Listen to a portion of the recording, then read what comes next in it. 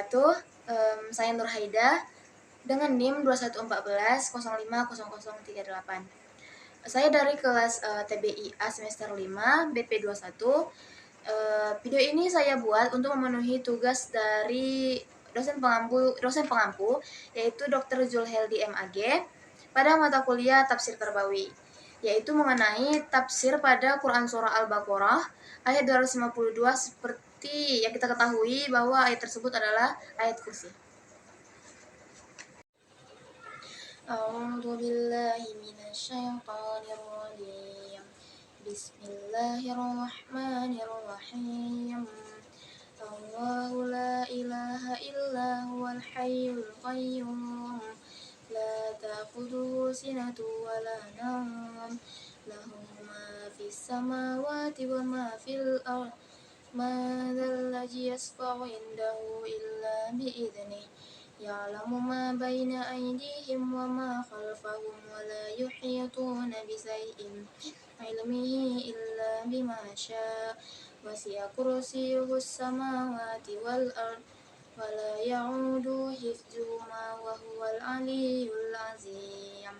Shadaqallahul 'azim. Yang artinya, Allah tidak ada Tuhan selain Dia, yang Maha Hidup, yang terus-menerus mengurus makhluknya, tidak mengantuk dan tidak pula tidur. Miliknya apa yang ada di langit dan apa yang ada di bumi. Tidak ada yang dapat memberi syafaat di sisinya tanpa izinnya. Dia mengetahui apa yang di hadapan mereka dan apa yang di belakang mereka. Dan mereka tidak mengetahui sesuatu apapun tentang ilmunya, melainkan apa yang Dia kehendaki. Kursinya ataupun kekuasaannya meliputi langit dan bumi. Dan Dia tidak merasa berat memelihara keduanya, dan Dia Maha Tinggi, Maha Besar. Baiklah, di sini saya akan melanjutkan atau menjelaskan makna perkata dari ayat tersebut.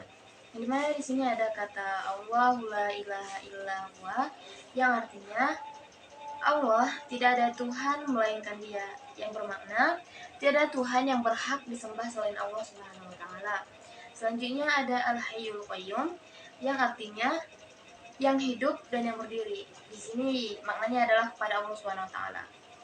Selanjutnya ada la ta'khudhuhu sinatun wa la nawm, yang artinya Allah Subhanahu wa taala tidak mengantuk dan tidak pula tidur.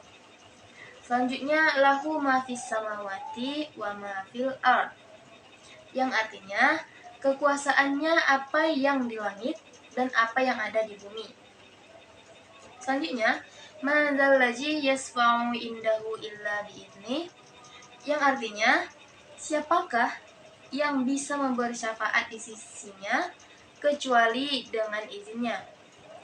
Selanjutnya ya'lamu ma baina aydihim wa ma khalfahum, yang artinya Dia mengetahui apa yang di antara tangan mereka dan apa yang di belakang mereka.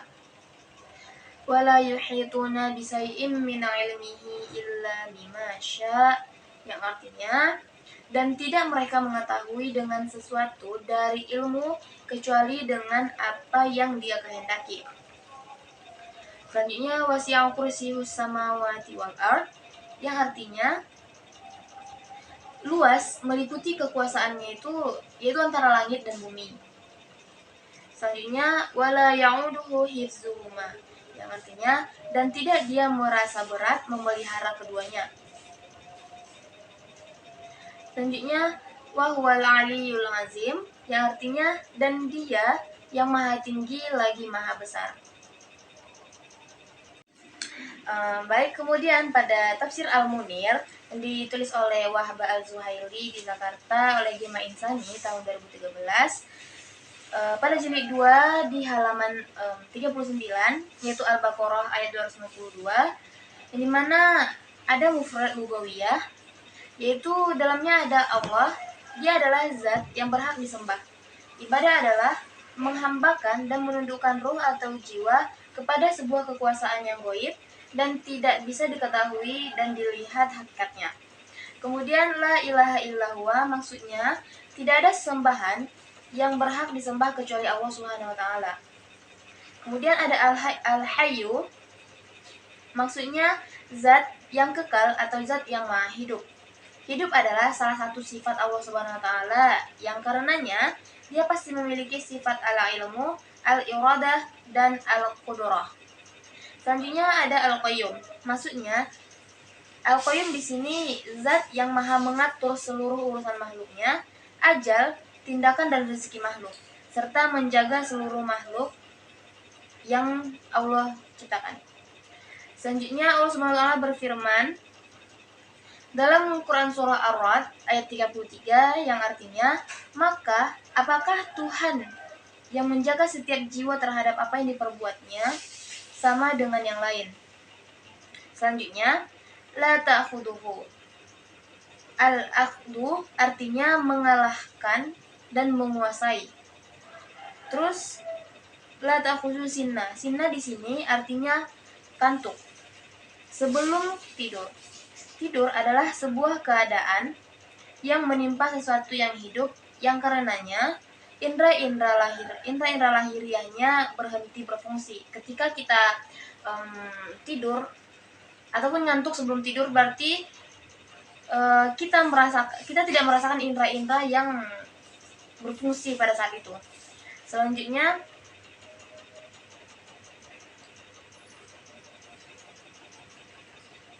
kursiyu di sini maksudnya adalah ilmu Allah Subhanahu wa taala. Sesuai dengan firman-Nya pada surah Al-Mu'min ayat 7, "Ya Tuhan kami, rahmat dan ilmu yang ada padamu meliputi segala sesuatu." Karena makna asal kata al-kursi adalah al-ilmu, oleh karena itu para ulama disebut juga dengan sebutan al-karasi. Karena mereka adalah orang-orang yang dijadikan pegangan atau sandaran. Ada pendapat yang mengatakan bahwa yang dimaksud dengan al-kursi dalam Al-Baqarah ayat 252 ini adalah keagungan Allah Subhanahu wa taala. Jadi tidak apa yang namanya al-kursi atau kursi atau tempat duduk. Tidak ada al-qu'ud, duduk, dan tidak ada al-qa'id, yang duduk. Hal ini seperti firman Allah Subhanahu wa taala pada surah Az-Zumar ayat 67 yang artinya, dan mereka tidak mengagungkan Allah sebagaimana mestinya, padahal bumi seluruhnya dalam genggamannya pada hari kiamat dan langit digulung dengan tangan kanannya. Maha suci Dia dan maha tinggi Dia dari apa yang mereka persekutukan. Ada pendapat lainnya mengatakan bahwa yang dimaksud dengan al-kursi pada ayat 252 ini, Al-Qur'an 252 ini adalah kerajaan atau kekuasaan Allah Subhanahu wa taala. Hasan al-Basyari berkata, yang dimaksud al-kursi di dalam ayat ini adalah ar-rasy. Ibnu Katsir dalam tafsirnya berkata, yang benar adalah bahwa al-kursi bukanlah ar-rasy, karena al-rasy lebih besar dari al-kursi. Hal ini seperti yang dijelaskan oleh beberapa atsar dan hadis. Nah, jadi intinya, di sini Al-Basyari mengatakan bahwa Al-Kursi dalam Quran surah Al-Baqarah ayat 255 itu adalah Al-Arasy. Sedangkan Ibnu Katsir mengatakan bahwa dalam tafsirnya dia mengatakan makna Al-Kursi di sini bukan Al-Arasy, karena Arasy itu maknanya lebih luas daripada Al-Kursi. Nah, selanjutnya wala ta'khudhu yang artinya tidak berat dan tidak payah bagi Allah SWT di dalam menjaga langit dan bumi beserta seluruh isinya. Akan tetapi, itu semua sangat mudah dan ringan baginya. Allah SWT adalah zat yang menjaga setiap diri atas apa yang diperbuatnya. Zat yang maha mengawasi segala sesuatu. Dia adalah zat yang maha kaya lagi maha tauhid.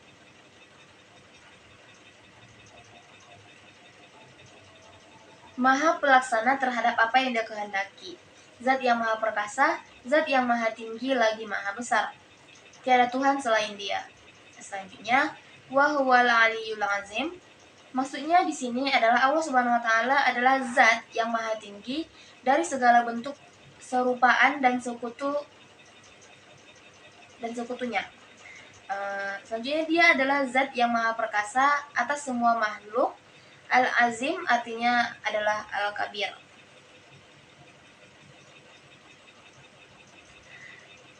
Yang artinya itu maha besar. yang tiada sesuatu pun yang lebih besar darinya. Kata wa huwal aliyul azim sama artinya dengan kata al-kabiru muta'an. Oke, kemudian pada tafsir dan penjelasannya itu dalam tafsir Al-Munir yang ditulis oleh Wahbah al-Zuhaili. Oke. Dalam tafsirannya dia mengatakan hanya Allah Subhanahu wa taala Tuhan bagi seluruh makhluk. Tidak ada sesembahan yang berhak disembah kecuali hanya Allah Subhanahu wa taala. Tuhan yang Maha Esa dan zat yang hanya kepadanya segala sesuatu bergantung. Zat yang wajib wujud dan Tuhan penguasa segala kerajaan dan pemilik. Kekuasaan atas segala sesuatu, zat yang maha hidup dan kekal tidak akan pernah mati. Zat yang maha mengatur segala urusan makhluk Allah Subhanahu wa taala. Kemudian Allah Subhanahu wa taala berfirman dalam surah Ar-Rum ayat 25 yang dimana artinya adalah dan di antara tanda-tanda kebesarannya ialah berdirinya langit dan bumi dengan kehendaknya. Ya, dalam surah Ar-Rum ini jelaskan bahwa di antara tanda-tanda kekuasaan Allah Subhanahu wa taala itu adalah berdirinya langit dan bumi atas kehendak Allah Subhanahu wa taala. Nah, selanjutnya Allah Subhanahu wa taala adalah Tuhan yang tiada sesuatu apapun dari makhluknya yang menyerupainya, baik dalam hal sifat-sifat, zat maupun pekerjaannya. Allah Subhanahu wa taala juga berfirman dalam Quran Asy-Syura ayat 11 yang dimana artinya tidak ada sesuatu pun yang serupa dengan Dia dan Dia yang Maha mendengar, Maha melihat. Allah Subhanahu wa taala sedikit pun tidak pernah tidur dan tidak pernah mengantuk karena Dia adalah zat yang Maha mengatur segala urusan makhluknya sepanjang siang dan malam. Potongan dari ayat kursi ini maksudnya yang menjelaskan bahwa Allah Subhanahu wa taala tidak pernah mengantuk dan tidak pula tidur, menguatkan potongan ayat sebelumnya.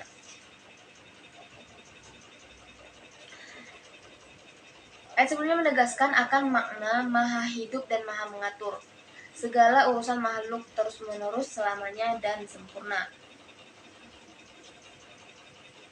Kemudian, segala sesuatu yang ada di langit dan di bumi adalah hambanya dan berada di bawah kekuasaannya. Semua yang ada di langit dan di bumi tunduk kepada kehendaknya, berada di bawah kekuasaan Allah Subhanahu wa taala. Kemudian Allah juga berfirman dalam Quran surah Maryam ayat 93 sampai 95 yang artinya tidak ada seorang pun di langit dan di bumi melainkan akan datang kepada Allah yang Maha Pengasih sebagai seorang hamba. Allah benar-benar telah menentukan jumlah mereka dan menghitung mereka dengan hitungan yang teliti. Dan setiap orang dari mereka akan datang kepada Allah sendiri-sendiri pada hari kiamat. Ayat ini juga menguatkan akan kekoyumiahan Allah Subhanahu wa taala. Jadi mana artinya terus-menerus mengatur segala sesuatu makhluknya. Dan hanya Allah Subhanahu wa taala memiliki sifat ketuhanan.